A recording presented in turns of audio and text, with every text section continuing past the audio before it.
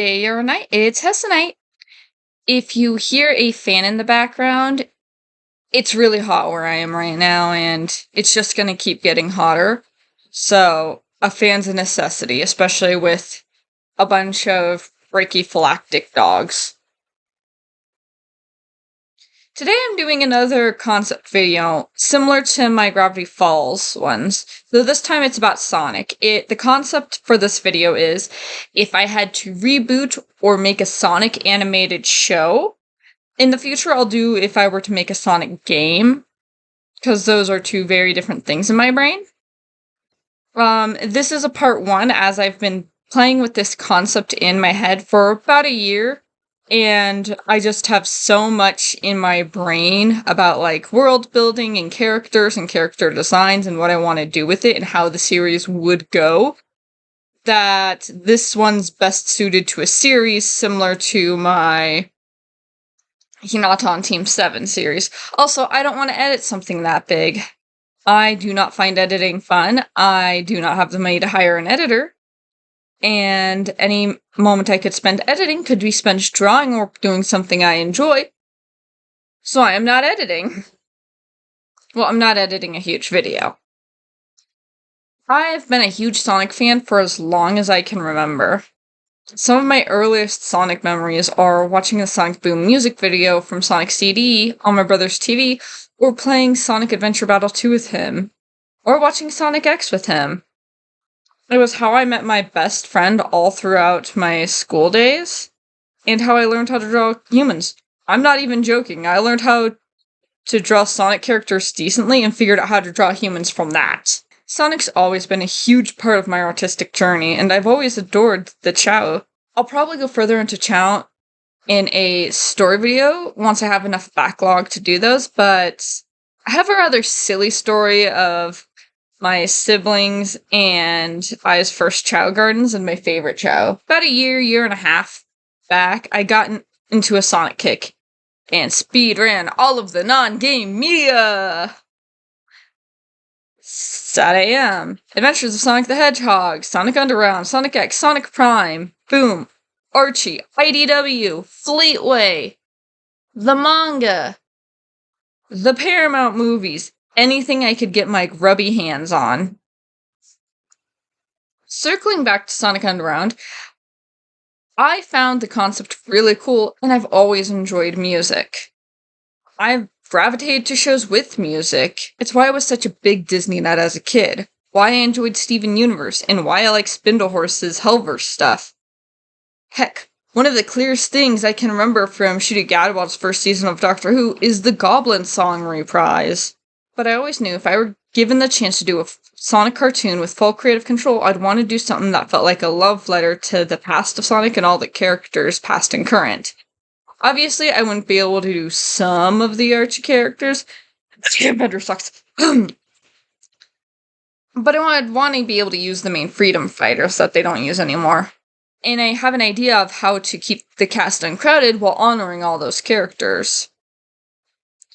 Elena Bernadette the Hedgehog is the leader of the rebellion against Dr. Robotnik. Her sidekick is her brother, Charles, aka Uncle Chuck.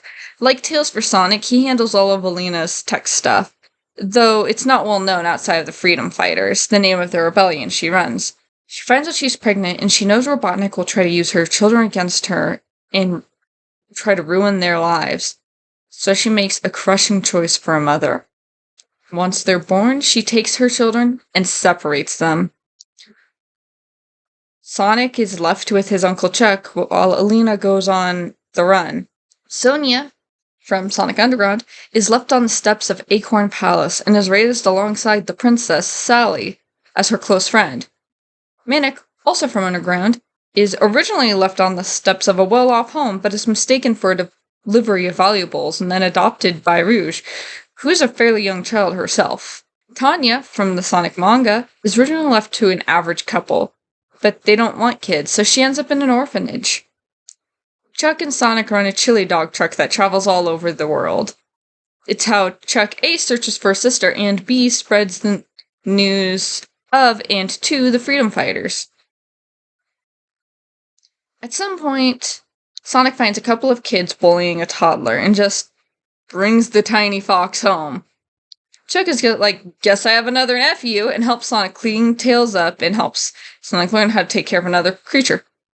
Would he have rather taught Sonic these lessons using something like a pet chow? Yes. Was he just going to abandon a toddler? Nah, dog. Sonic is actually in Acorn Kingdom to help his uncle cater a festival when he runs into, literally, Sonia, who is following Sally, who had snuck out of the palace. Sonic and Sonia feel like they know each other, but can't place from where. Chuck, however, recognizes his niece instantly and starts crying with joy. He pulls the group aside and explains to Sonic and Sonia they are siblings. Not only that, they're 2 of 4 quadruplets. He doesn't explain who their mother is or why they're separated, just says you were separated for your safety. Sonic, Sonia, and Tails bond over the next few days, and Sally gives Sonic and Tails invites to the ball happening during the festival, so they can see how their sister's been doing. Sonia and all of Sonic's siblings will just accept Tails as family once Sonic introduces him as a brother. No, I will not be taking criticism on this. He's a precious baby who deserves love. During the festival, the Kingdom of Acorn is attacked by Robotnik. We see Sonic face him for the first time, to give everyone time to escape. Sonia isn't about to let her brother face a tyrant who she knows is a threat. Robotnik recognizes the look of rebellion on their faces, the look of, you will not beat us, in their eyes, and he realizes who their mother is, and that they need to be taken care of. I'm gonna say this for world building real quick. Things like Sonic's speed and Tails, as well as the powers I give to Sonic's siblings, are explained because of Robotnik. Like, the harm he does to the environment and the toxic chemicals his machines release causes these mutations in Mobiums. It will be why Tango has such a long tail, and stuff like that. Sonic got super speed. I was going to try to keep their powers with what little is shown of Sonic's siblings, but Sonia's power was basically a less powerful version of Sonic's speed, so she needed a different power set. Minik and Tanya, however, were a bit easier to figure out powers. Tanya in the manga basically escaped by annoying Eggman before Sonic could even show up to save her, so I decided to give her this ability to hypnotize/charm technology, like the snake from Jungle Book. But for robots. An example of how her powers would work and how I would balance it, if Metal Sonic's attacking, Tanya could distract him and basically talk his ear off, causing him to stop his mission. But if Sonic were to speed by, or another bot were to bump into him and snap him out of it, the hypnotism would break. This means Tanya can pretty easily escape Robotnik's high-tech prisons, so long as he's only left 1 or 2 jailers in charge of her.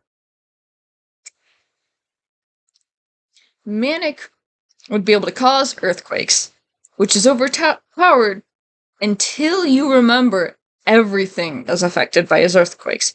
So he needs to be careful. And he also has to be touching the ground to activate it. No flying high above with Tails and wreaking havoc from there. I really didn't want to give Sonia super speed, especially with Sonic having speed and knowing I was going to include a lot of the other speedsters across media. It would just feel like an oversaturated power if she had it too. And it would feel weird that if 2 of the siblings had a power and one of those 2 wasn't as good as the others. I pulled up a random power generator and basically hit generate until I saw power that sparks joy. And it works kind of well with Manik's power. Sonia now can create shields with her mind. They can either be directional shields or all-around shields. Though the all-around shields are less effective than directional since she has to split her focus and energy across the surface area. These are their powers and my world building. Uncle Chuck sacrifices himself to let the rest of the Acorn Kingdom escape. Not in a death way, but in a captured way. Could be a death way. He told Tails to take the keys to the truck and get Sonic and Sonia out of there. It was likely if they left, Robotnik would largely leave the kingdom alone, too busy chasing after those 3. The trio returns to the truck and Tails finds out information on the Freedom Fighters. Sonia brings it up with Sally, who agrees to start a Freedom Fighters group in her kingdom and help restart communication between the groups. This A opens up room for a spin-off or episodes in the Acorn Kingdom to hold all of the old SatAM characters, and B sets up a Freedom Fighters network. The trio speeds off in search for the other siblings and their mother. Honestly, this would be the first episode, probably with a sneak peek at the end of Manic doing some sort of robbery with Rouge as to hint as to what's happening next. I was going to include Tanya and Manic's introductions in this as well, but the first episode concept went so long for me, I thought it would be best to leave Tanya and or Manic to next time, especially since that will introduce more of the extended cast. And my voice is starting to get sore. Part of what I'm trying to do is tie each sibling to a different part of Sonic's extended media. So Sonia is connected to the Archieverse characters because in Underground she had the most royal upbringing, and having her grow up with a princess aligns with that.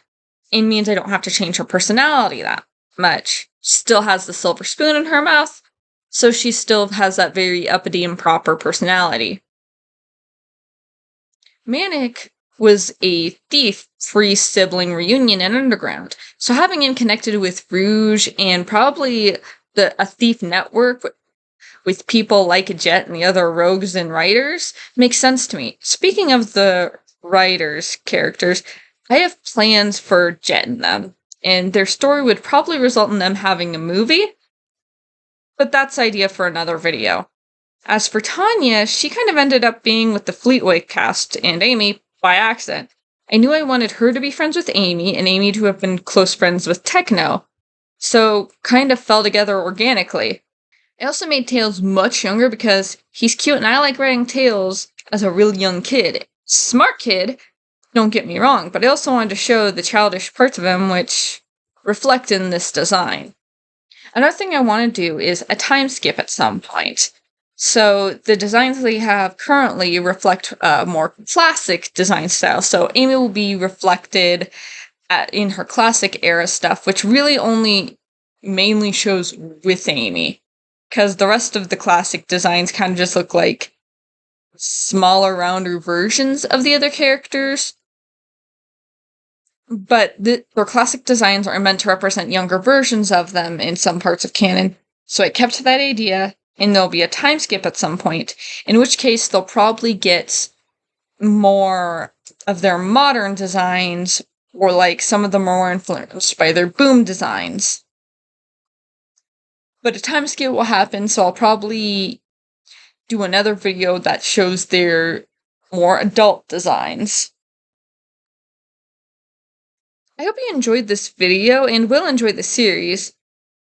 Sometime this month or next month, I've got to finish my Hinata on Team 7 series, so look forward to that sometime soonish. Anyways, that's all I gotta say. Have a good day!